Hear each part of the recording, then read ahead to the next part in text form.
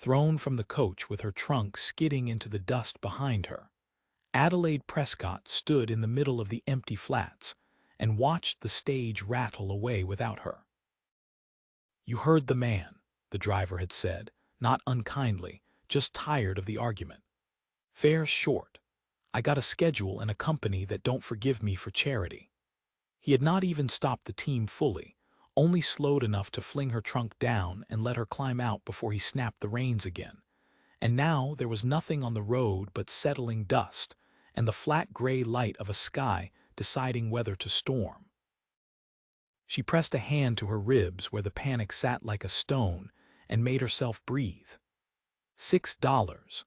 She had counted it twice in Cheyenne, folded into her glove, enough for the whole run through to Merritt's Crossing where a position as a shop clerk was waiting on her. A position she had crossed 400 miles for. Then in the night, at the relay station, a soft-spoken man named Jubal Creed had shared her supper table, admired her needlework case, offered to fetch her a shawl from her trunk while she dozed against the window. And when she woke at the second relay, her glove was empty and Creed was gone, vanished onto some northbound freight wagon before dawn. And she had not even known to be afraid until the driver held out his hand for the balance of her fare, and she had nothing to put into it. She was alone on the Stagecoach Gap flats with one trunk, one dress on her back, and the kind of fear that did not announce itself loudly, but simply moved in and unpacked. There was nothing to do but walk. She chose the wagon-rutted road because a road went somewhere, and she pulled her trunk a few feet at a time until her arms burned, then left it behind a boulder with a silent promise to send for it, and walked on with just her carpet bag.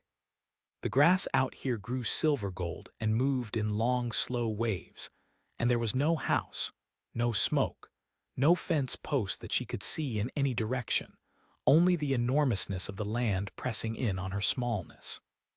She thought of her father, 2 months in his grave, and the debts that had eaten the house out from under her, and the long chain of small humiliations that had led her to this precise, ridiculous, terrifying moment. A woman walking a stranger's road in a country that did not know her name. She had gone perhaps 3 miles when she heard the horse. Quade Merrick had ridden out from the home place before light to look at a stretch of fence his neighbor's cattle kept finding gaps in, and he was in no good mood about it, turning over in his mind for the 10th time this month what Silas Rourke wanted badly enough to keep pushing cattle onto Merrick land. The spring, always the spring. The one good water on this stretch of the gap that Rourke had been trying to buy, lease, or simply take since the drought 2 summers back. He came up over the rise with that thought still sour in his mouth, and nearly rode past the small dark shape, moving along the road before some instinct turned his head. A woman, walking, alone out here, with the nearest town a good 15 miles behind her and nothing ahead for 20 more. He reined in beside her before he had decided to, and she looked up at him with a face gone pale with exhaustion, but not, he noted, with the loose fright of a woman about to fall apart.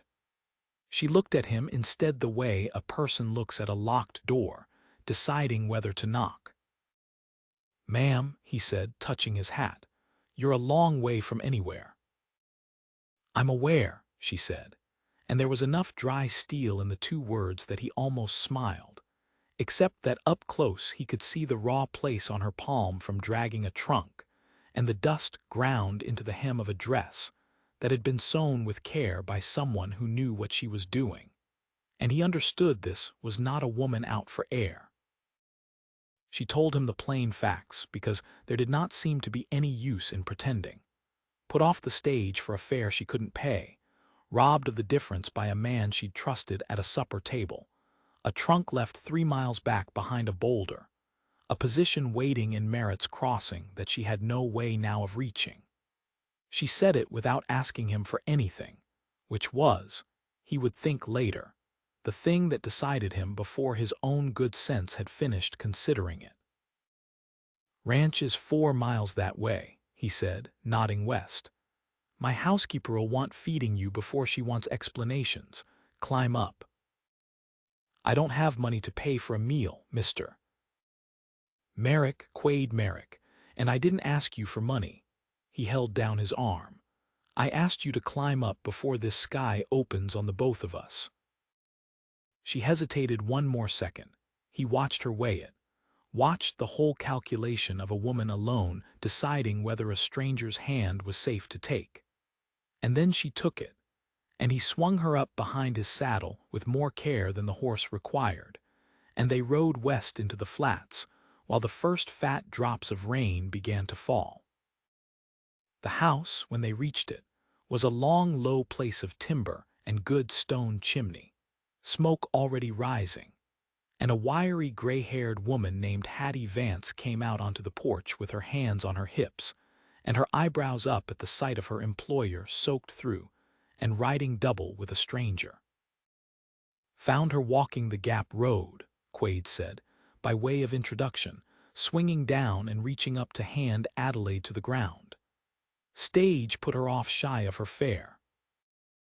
Hattie's eyebrows climbed further, but whatever judgment she was forming dissolved the moment Adelaide swayed on her feet from 3 miles of walking and 2 days without a proper meal. And the older woman simply took charge the way capable women do, sweeping her inside toward the fire and a bowl of stew before another word of explanation was required.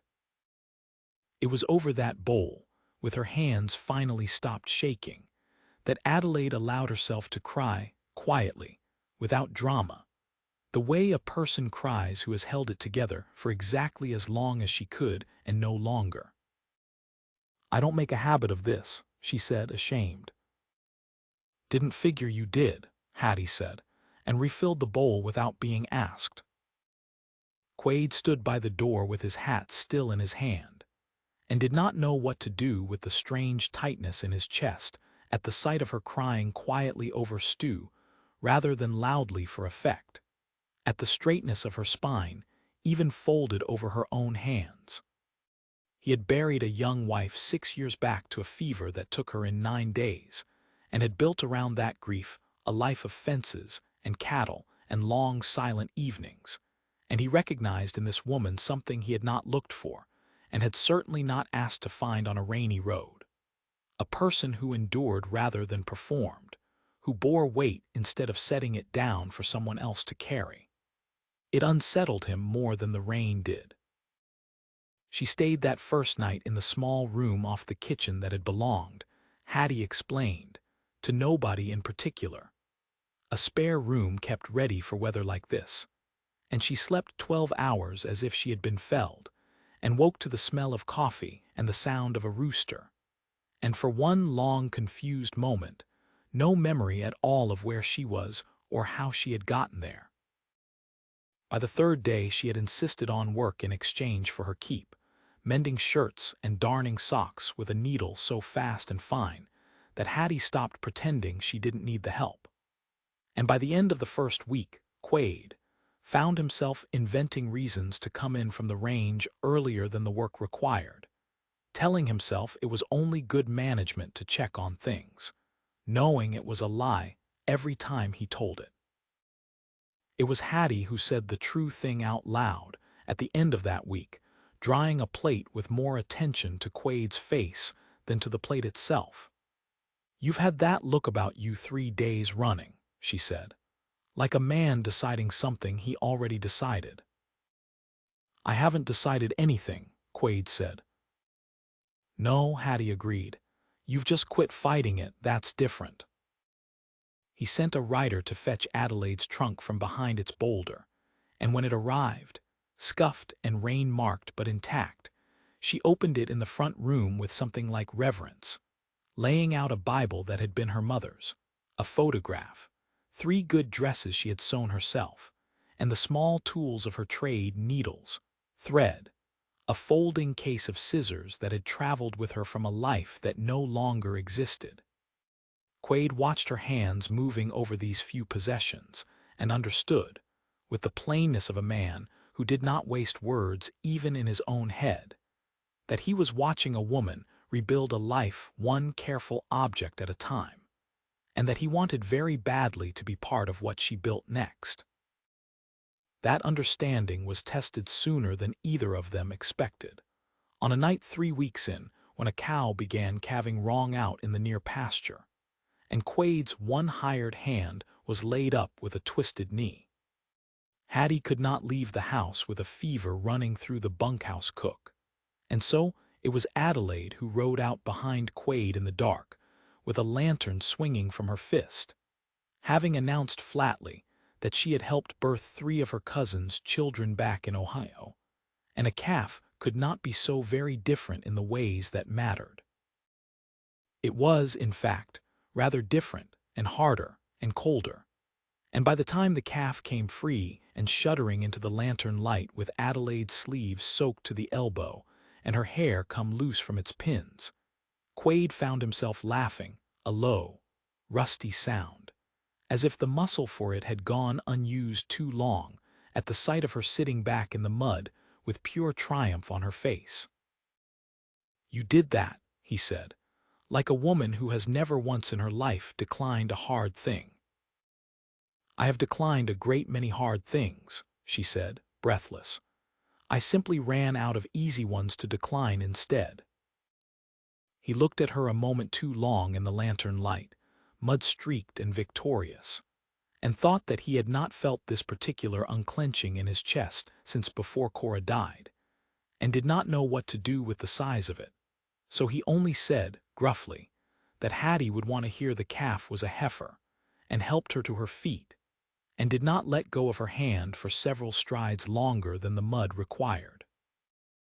Word of the woman living out at the Merrick place had, of course, already begun its slow crawl through town, as such word does, and when Adelaide rode in with Hattie the following week for supplies, she felt the particular chill of women deciding what to make of her before deciding whether to speak to her at all.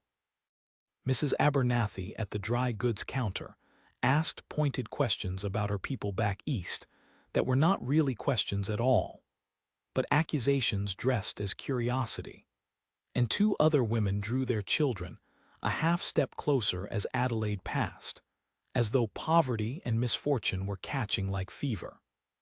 She bore it the way she had learned to bear such things, spine straight, voice even, buying her thread and her flour, and giving no one the satisfaction of a flinch, though it cost her something each time. A small deduction from a reserve she was not sure how to replenish out here where she had no history to vouch for her. It was Hattie, watching her set her jaw against it in the wagon seat on the ride home, who said what needed saying. "Let them talk themselves hoarse. Town like this chews on newcomers same as a dog chews a boot, out of nothing better to do with its teeth. Give it half a year and you'll be old news, and some other soul will ride in and take the worrying off your shoulders entirely." It was not much comfort, but it was honestly meant, and Adelaide found she could hold onto the honesty of it even where the comfort fell short. He was still turning that wanting over, unspoken, when Silas Rourke rode onto the place a week later with 2 men behind him, and trouble sitting plain on his face. "Merrick," Rourke said, not dismounting, looking past him toward the porch where Adelaide stood with a basket of mending. "Words come down from Cheyenne. Seems there's a woman answering that description wanted for helping fleece travelers on the stage line, worked with a man named Creed, so the telegraph says. Marshall's been notified. Thought a neighbor ought to know who he's sheltering before it gets said around town that Quade Merrick keeps company with swindlers." The words landed exactly as Rourke intended them to, dropped in front of Hattie and a hired hand, and carried, within the hour, no doubt, to every porch between the Gap and town. Quade felt the old cold anger that Rourke always stirred in him, the specific anger of a man watching another man use truth-shaped lies as tools, and he did not for one moment believe it, but he watched Adelaide's face go the color of ash, and understood that belief was not the only thing at stake here. "That's a lie," she said when Rourke had gone, her voice not loud but shaking with a fury Quaid had not yet seen in her. "Jubal Creed robbed me. I never worked with him. I never even knew his name until that night." "I know it," Quaid said. "You believe me." "I said I know it, not that I believe it. There's a difference, and you deserve the better word." He watched something in her loosen just slightly at that. "Rourke wants the Gap Spring. He's wanted it 2 years, and I've told him 2 years running it's not for sale or lease. This is him reaching for a new lever, is all he thinks if he can shame you into leaving, or shame me into casting you out to save my standing. He weakens me enough to push again on the water. It's not about you at all, Adelaide. It's about ground and pride, and you've had the bad luck to be standing where he could use you." "That doesn't make it less dangerous for me," she said. "A marshal believing a lie is still a marshal." He could not argue that, and did not try to. Instead, he saddled a horse and rode the 15 miles to town himself before nightfall, to find the marshal and lay the plain facts in front of him: a robbed woman, a vanished thief, a neighbor with a grudge and a reason to invent a story, and came back after dark having secured, at least, a promise that no action would be taken without the marshal hearing her account himself, in person, at week's end. It was a small mercy, and it bought them days rather than safety, and both of them knew it. The days that followed had a strange charged quality. Danger folded in with tenderness the way weather folds storm into a clear morning without warning. Adelaide worked the mending, and helped Hattie with the canning, and in the evenings sat on the porch step while Quaid mended harness leather nearby, not speaking much, simply occupying the same quiet the way two people do who have stopped needing to fill silence with noise. He told her, one such evening, about his wife, plainly and without self-pity, the way a man tells a thing he has decided to stop carrying alone. She told him, in turn, about her father's slow ruin, the debts, the house sold out from under her, the position at Merritt's Crossing that had been her one thin plan for a future of her own making. One of those evenings, old Widow Calder from the neighboring section, the same Mrs. Calder whose grandchildren had drawn back from Adelaide in town, arrived at the door with a split lip on her youngest boy, and no one else nearer who could sew a wound closed neatly, having heard from someone that the stranger at Merrick's had a fine hand with a needle and a steady nerve besides. Adelaide worked by lamplight with a calm competence that left the widow watching her hands rather than her history, and when it was done, and the boy sleeping, Mrs. Calder took Adelaide's bloodied hands in her own chapped ones and said, lo, that she was sorry for the talk in town, that fear made people small sometimes, and that she would say otherwise from here on. It was a single convert, and a small one, but Adelaide carried the warmth of it home like a coal cupped against the wind, and found she slept easier for it. Quaid noticed the change in her the next morning, some of the guardedness gone loose at the shoulders, and when she told him why, he said only, "Told you." "Half a year," Hattie said. "Looks like it's happening faster than that." And the pride in his voice for her, rather than for himself, was a new sound she was still learning to recognize and trust. "I don't regret missing that stage," she said, surprising herself with the truth of it as she said it. "I should. I've lost the position by now, surely, but I don't regret it."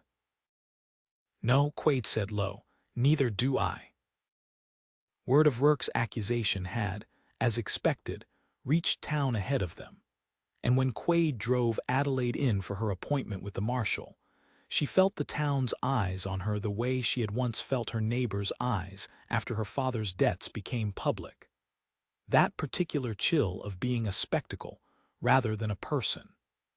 But she had learned something in the weeks since the Gap Road, some new steel laid down under the old endurance, and she walked into the marshal's office with her spine straight and told her story plainly, without pleading, the same way she had told it to Quaid on the road.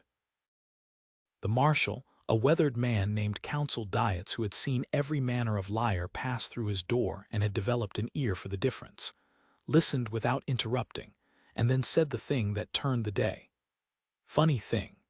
Had a wire yesterday, unrelated I thought, from a marshal over in Laramie. Man named Jubal Creed picked up 2 weeks back for working the stage lines. Exact method you're describing, supper table, borrowed trust, empty glove by morning. He's already talked, trying to trade information for leniency. Named no accomplice. Said he worked alone. Every time. He looked at her steadily. I don't believe Rourke had a wire from Cheyenne at all, Miss Prescott. I believe Rourke had a want and built a story to fit it.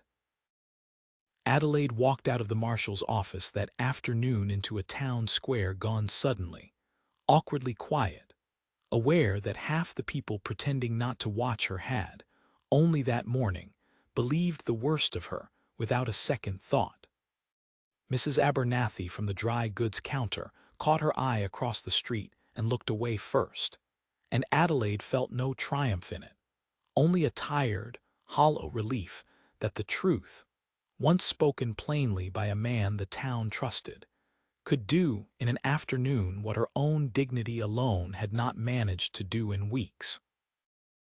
It should have ended there cleanly, and for one day it seemed it would until Rourke, cornered and furious at having his lie unraveled in public, did the thing that men like him do when reason fails them. He sent his 2 hired men out to the Merrick place after dark, not to argue further but to frighten, to burn the mending shed as a message about what happened to a man who sheltered trouble, to make Quade choose between the woman and the ranch he'd built with his own hands. Adelaide woke to the smell of smoke and Hattie's voice sharp in the hallway, and came out into a yard lit orange with the mending shed already half consumed, 2 riders wheeling their horses at the fence line, and Quade running from the barn with a rifle he had no intention of using on a man, only of making very clear he would have pushed further. The heat of it reached her across the whole yard, a roaring orange wall throwing sparks up into a sky gone black and starless with smoke, and for one long, terrible second, she was certain she was watching a man's whole life's work go up because of a lie told about her, certain that whatever good had been growing quietly on this porch, these past weeks was about to be paid for in a currency far too dear. "Get back inside," Quade shouted again over the crackle and roar, not looking away from the 2 riders. One of them had a torch still burning in his fist, weighing whether the house itself was worth the risk of Quade's leveled rifle. The other sat his horse with the loose, ugly confidence of a man paid to frighten, and unused to being frightened back. "Get back," he told her hard, when she came off the porch toward the fire rather than away from it. "I'm not leaving you to face 2 armed men alone over a shed that's my fault," she said, and there was nothing in her voice now of the frightened woman on the Gap Road. Only the same steel Diets had heard in the marshal's office, aimed now at protecting rather than merely enduring. It was Hattie in the end, who ended it without a shot fired, Hattie with a shotgun of her own, and a voice like a thunderclap, ordering the 2 riders off Merrick land in language that made even Quade blink, backed by Quade's rifle held level and steady. And the 2 men, paid to frighten rather than to die for Rourke's grudge, wheeled and rode for the county line rather than test either of them further. The shed burned to its foundation and no further, the rain of 2 days before having left the grass too wet to carry the fire beyond it, and by dawn there was only ash and the acrid smell, and the enormous, ringing silence of a danger past. It was Council Diets himself who rode out the following morning, roused by a passing hand who'd seen the smoke, and who took one look at the burned shed, and the 2 sets of tracks leading toward Rourke's line, and did not need much explaining. Rourke was arrested within the week on charges that would, in time, cost him the water rights dispute entirely, and a good deal more besides. And the town that had watched Adelaide walk into the marshal's office as a spectacle watched her walk out of it, weeks later, as something else. A woman who had been wronged twice and had stood both times without breaking. Even Mrs. Abernathy came out to the ranch before the month was through, ostensibly to return a pattern she'd borrowed from Hattie years back, though everyone involved understood the visit for the quiet apology it was. And Adelaide poured her coffee and let the amends stand without making the woman say more than she was able to. The mending shed rose again board by board through that same stretch of weeks, neighbors who had once whispered now showing up with hammers, and hardly a word of explanation needed. The way a community mends itself, once it has been shown its own error plainly enough to feel it. Adelaide worked alongside them, handing up boards and pouring coffee for tired men, and understood, watching the new frame climb square and true against the sky, that she was not merely being tolerated here any longer. She was becoming known. It was on an ordinary evening after all of it had settled, the mending shed already half rebuilt with the help of neighbors who had reconsidered their earlier gossip, that Quade found her on the porch step in the last gold light and sat down beside her without asking permission, the way a man does with someone he has stopped thinking of as separate from his own days. "I've been considering something," he said, "same as Hattie accused me of some weeks back." "And what have you decided?" "That I don't want you finishing that walk to Merritt's Crossing. Not this year, not any year." He turned to face her properly, and the last of his careful reserve fell away from his voice. "I built this place alone after I lost Cora, told myself alone suited me. It didn't. It just fit, the way a boot fits after enough years of wearing it, whether or not it was ever the right size. You walked onto my road with nothing but a trunk and more courage than most men I've ranched beside. And I would like it very much, Adelaide, if you'd consider not walking any further away from here. If you'd consider staying as my wife." She looked out at the flats where she had once stood so small and so frightened, gold now instead of gray, and thought of her father's ruin and Creed's theft and Rourke's cruelty, and all the long chain of things that had been done to her rather than chosen by her, and understood that this, finally, was a choice entirely her own to make. "I was thrown off that stage with nothing," she said. "I did not expect to be found walking into the rest of my life instead, but I find I'm not sorry for the road Quade Merrick if it led here." She put her hand in his, the same hand he had once reached down for on a rain-darkened flat. "Yes, I'll stay." He kissed her there on the step with the sun going down gold over land that had nearly cost them both everything and had instead given them each other. And somewhere out on the flats, a hawk turned once against the darkening sky and was gone. And Adelaide Prescott, who had walked into this country with nothing but a carpet-bag and her own unbroken spine, understood that she had at last arrived exactly where she was meant to be.